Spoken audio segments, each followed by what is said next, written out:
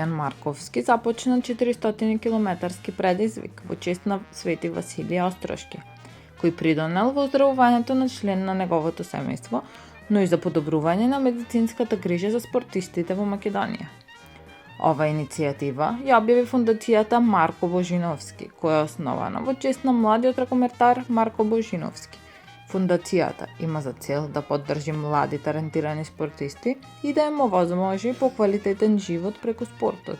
Со овој подвиг Дамјан исто така сака да ја подигне свеста за потребата од подобра медицинска грижа за младите спортисти. Па така, тој заедно со фондацијата ги повикува сите да донираат символичен износ за набавка на средства за полар мерачи.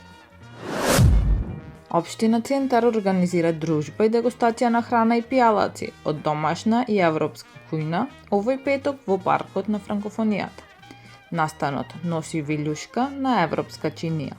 Ке биде збирно место на домашни македонски угостители кои подготвуваат автентични домашни специјалитети, но и традиционални јадења од Австрија, Германија, Франција, Турција и други држави. Град Скопје отпочна со изградба на нова атмосферска канализација по улицата Скотово Волково, со што се реализира уште едно ветување од програмата за модерно Скопје. Станува збор за проект со кој се гради нова атмосферска канализација на улицата 100, од кружниот тек со улицата 101 до праеминот на пругата, во вкупна должина од 1650 метри, каде увид на терен изврши градоначалничката Даниела Арсовска, со тим од секторот за уредување и планирање на град Скопје и Скопското јавно предпријатие Водовод и канализација. Адвокатка од Скопје нападната од партнерот во центарот на Скопје. Случајот е нотиран и во полициски билтен.